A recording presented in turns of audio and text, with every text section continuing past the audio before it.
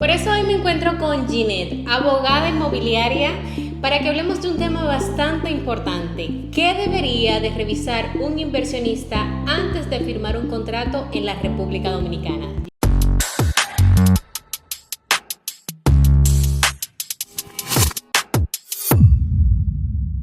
Lorena, gracias por invitarme. Vamos a estar viendo todo lo que un inversionista necesita para hacer una inversión segura en este video. Así es, este puede ser un tema bastante amplio, Ginette, y hoy yo quiero que iniciemos o que me digas tú como abogada, ¿qué es la debida diligencia o la due diligence, como algunas personas lo conocen, para una inversión inmobiliaria?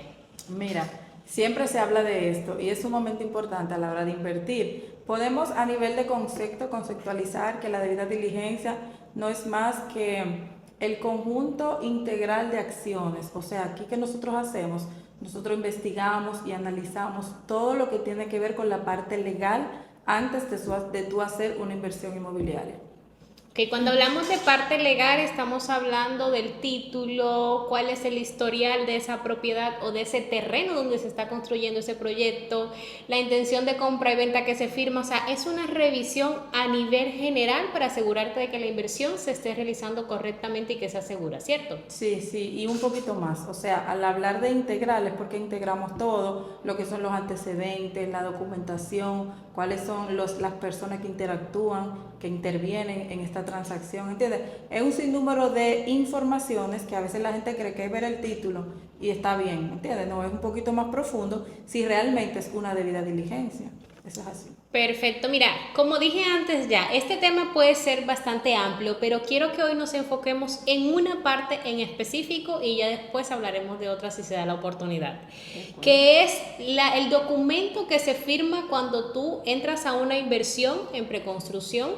¿Cuál es ese documento que se firma que no es un título, un contrato definitivo, cierto? Sí, se conoce como el contrato promesa de venta. Sí, este es un contrato previo que se hace, por ejemplo, en este caso, como tú mencionas, una propiedad en preconstrucción, en plano, en verde, dependiendo de cómo lo conozcan las personas. Este contrato se firma previo, ya que no es el definitivo. El definitivo es cuando ya el título está emitido. ¿Por qué se le llama promesa?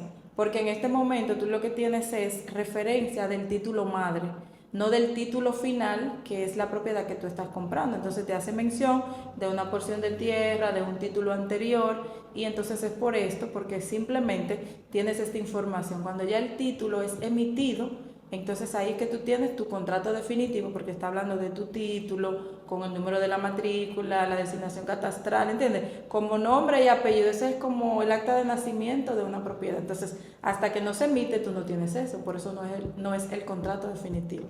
Ok, entonces para resumirlo, el contrato definitivo ya es cuando tú vas a recibir esa propiedad para ponerla a tu nombre. Cuando hablamos de proyectos inmobiliarios hay un título madre que es el que engloba el título general de todo el terreno y de todas las unidades que están en ese proyecto, por ejemplo, si son 100 apartamentos. Entonces ya cuando se va a entregar se hace un deslinde de cada una de esas unidades y a cada una se le saca el título que es que se hace el contrato final y el título a tu nombre, ¿cierto? Es así mismo. Perfecto.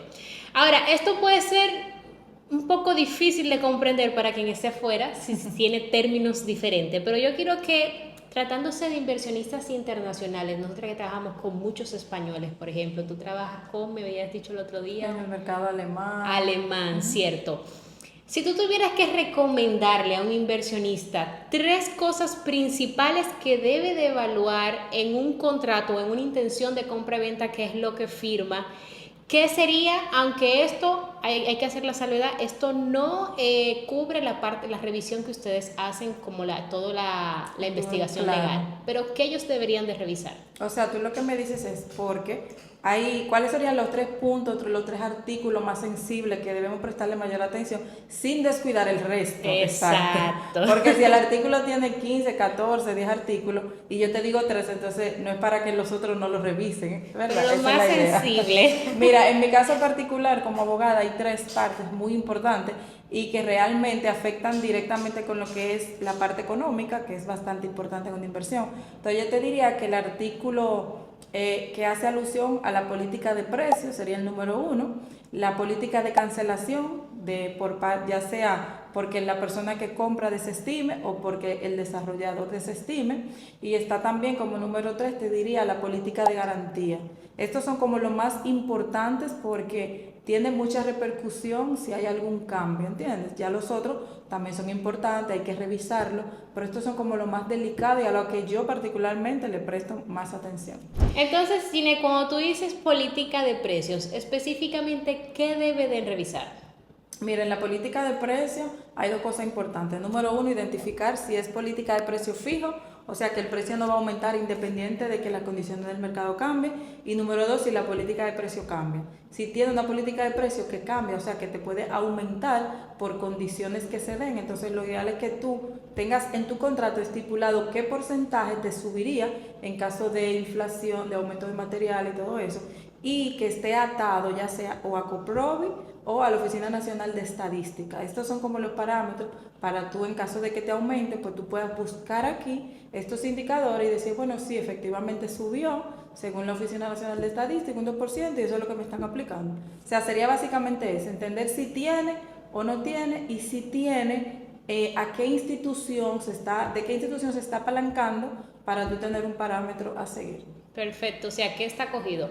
Sí. Entonces, en cuentas resumidas, es que en República Dominicana tenemos desarrollos que tienen políticas de aumento de precio durante el proceso de construcción acogido a la inflación o el aumento de materiales de acuerdo de cierto monto en adelante. Por ejemplo, si sube más de un 5%, entonces ese monto se le carga a la inversionista. Esto no es nada abusivo, lo que pasa es que esto sucedió a partir de la pandemia, ya que muchos desarrolladores se vieron afectados porque algunos materiales de construcción se revalorizaron hasta un 100%. Entonces esto es algo que cubre el desarrollo y que cubre al desarrollador.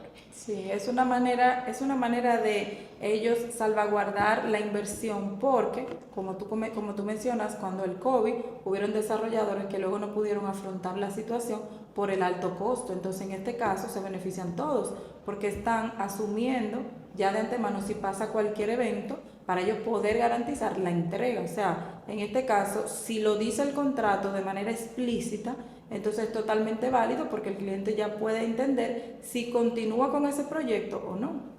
Que cabe destacar que son pocos los proyectos que no tienen esta cláusula. Creo que en Punta Cana hay como unos 3 o máximo 5 proyectos. El 95% de proyectos tiene política de precios que puede cambiar, que puede aumentar. Otro que tú mencionaste que creo que nos quedó muy claro fue la política de cancelación. ¿Qué ellos deben de revisar aquí? Sí, en la política de cancelación es en el caso de que ya sea el cliente o la desarrolladora decida no continuar con el proceso. Entonces, ¿qué pasa para ambas partes? Si el cliente se decide retirar, ¿cuál es la penalidad que va a tener? O si fuere la desarrolladora, ¿qué penalidad va a tener? Entonces, esta parte en el artículo del contrato es importante revisar en caso de qué penalidad me van a poner. O sea, yo decido retirarme, me van a penalizar con un 10, con un 20, con nada, con un 50%. Entonces, eso es bueno identificarlo.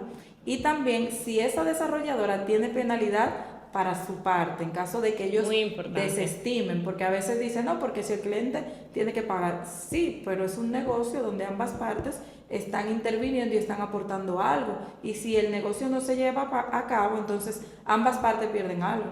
Entonces, ya en este caso, la mayoría de los contratos están estipulando una penalidad para el desarrollador. Aquí lo importante es ver que sea algo equitativo, que sea justo para ambas partes.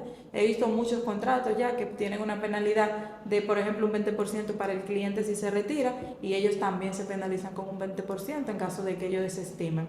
Y otro punto importante es, este porcentaje que te penalizan, si es del precio de venta o de los montos que tú has abonado. ¿Por qué? Porque a veces tú compras una propiedad en $500,000 y te decides retirar en un punto donde ya tú llevas 200, 150. Entonces no es lo mismo que te penalicen un 20% del precio total de 500,000 a de 150, que es lo que tú has avanzado. Entonces es bueno que revisen en el contrato el porcentaje y en base a qué monto, si precio de venta o los montos avanzados hasta la fecha de desestimar el contrato. Tú sabes que en ese mismo orden te voy a comentar eso porque fue un caso que me sucedió a mí. No soy abogada, siempre cuento con abogados para eso. Cuéntame. Pero me pasó que decía así que el cliente podía rescindir del contrato por causas de fuerzas mayores, pero este inversionista exigía que definan qué son causas de fuerzas mayores, porque a veces está solamente por causas de fuerzas mayores, pero ¿a qué define causa de fuerzas mayores? Sí, mira, en este caso la causa de fuerzas mayores vino luego del COVID. Entonces, algo de fuerzas mayores, un tsunami, un ciclón, una pandemia. ¿Por qué? Porque es algo que nadie está en control. Si hay un alza en el precio, pues tú tienes, ¿verdad?, la Oficina Nacional de Estadística. Pero ¿cómo tú le haces frente a un tsunami? Dios nos libre, ¿tú me entiendes? A otra pandemia. Entonces, esos son casos de fuerzas mayores donde nadie está en control. ¿Entiendes? Entonces, la mayoría dicen fuerza mayor y no está definido. Ahora, si tú lo buscas, lo que significa fuerza mayor, te vas a dar cuenta que se habla de este tipo de situaciones en el que uno no tiene el control, o sea, el ser humano no tiene el control de una pandemia, de un tsunami, de un ciclón que sea bastante arrollador y que acabe con muchas cosas. O sea, eso viene siendo fuerza mayor. Ok, tú sabes que algo que no mencionaste, pero creo que es sumamente importante, es política de cancelación en caso de incumplimiento de entrega de proyecto. Porque tú sabes que los contratos tienen un periodo de gracia para el desarrollador también por situaciones que se dan que a veces ellos no pueden controlar. Pero muy brevemente, Ginette, ¿qué tendría que revisar ese inversionista para estar seguro en caso de que se incumple esa entrega, que se incumple el periodo de gracia que se da? Si él quiere salir de ese proyecto bien salvado, ¿verdad? Con su inversión, con su dinero y todo, ¿qué debe de revisar? Mira, aquí por lo regular ya se está incluyendo esa cláusula de un periodo de gracia. O sea, el proyecto dice que va a entregar en diciembre del 2026, pero se estipula que tiene 6 meses de gracia. Estos 6 meses se supone que es por si hubo un periodo de lluvia y retrasó, si los permisos se retrasaron, si la empleomanía en ese momento mermó y retrasó. Entonces tiene 6 meses para eso. Si pasan de los 6 meses que dice el contrato y la obra no le han entregado, entonces ya es un momento donde el cliente puede proceder con un reclamo inicialmente, luego con una denuncia. ¿Por qué? Porque ya tú excediste el tiempo.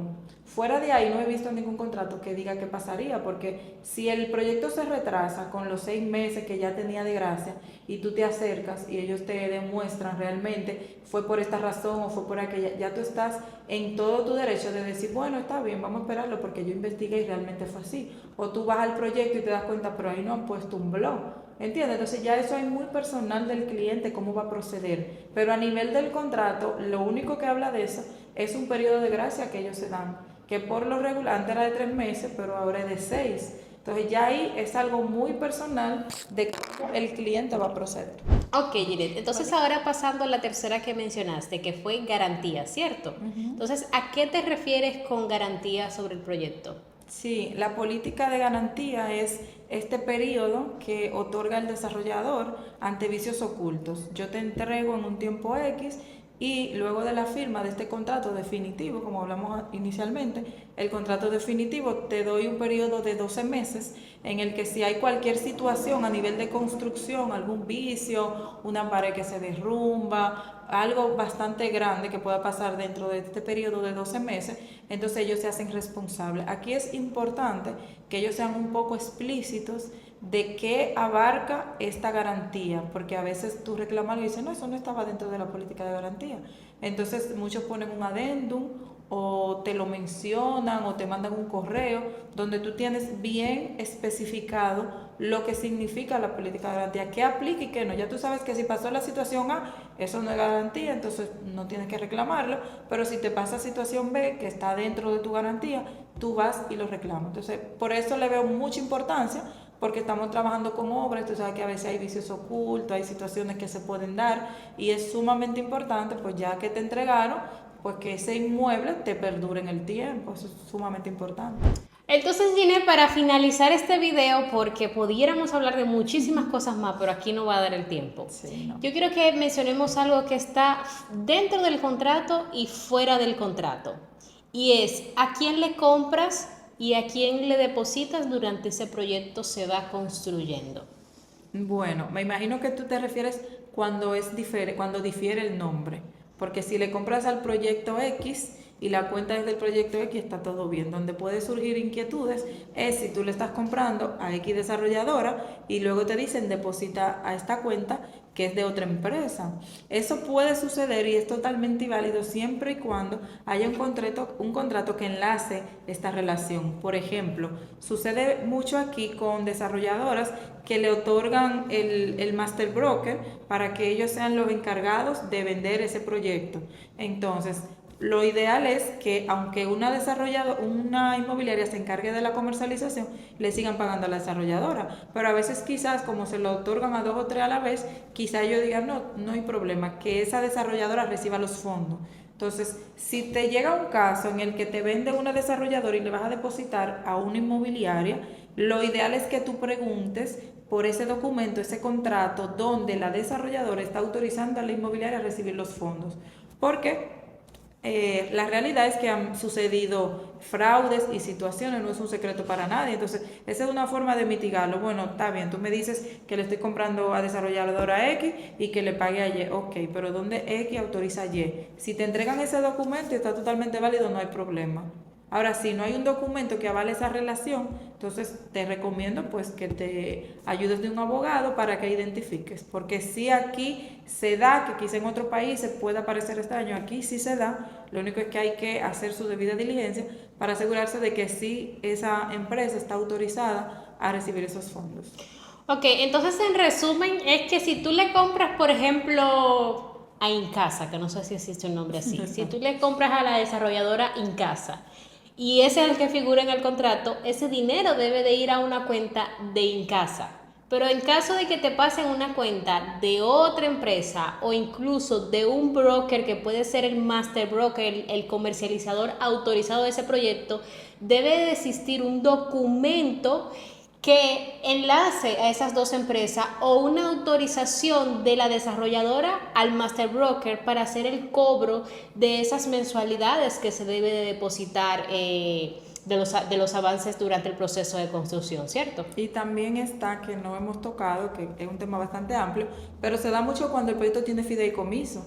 Si Cierto. hay un fideicomiso, tú sabes que aunque el proyecto se llame Residencial Lorena, Residencial Lorena, pues si hay un fideicomiso, entonces tus fondos, lo que deposites, va a la cuenta del fideicomiso. Entonces Exacto. no te va a decir directamente Residencial Lorena, sino que te va a salir fideicomiso, no sé qué, para que lo tengan, que eso es una figura que también aquí existe y es justamente para eso, para otorgar seguridad al comprador, ya que los fondos no van al desarrollador para evitar quizás un mal uso, sino que está esa entidad que viene a fungir como un ente regulador y que se encarga de custodiar los fondos. Bueno, mira, ya hemos finalizado, pero ya que tú mencionas eso, quiero decir que en Punta Cana casi no existen proyectos con fideicomiso, Sí, porque me lo mencionan mucho, pero ya en otro video vamos a explicar el por qué. Entonces, hemos finalizado este video, pero quiero que si tienes alguna pregunta, porque sé que sobre este tema surgen muchas dudas, déjala en los comentarios para que en un próximo video podamos tratarla. Kine, te agradezco por estar conmigo el día de hoy.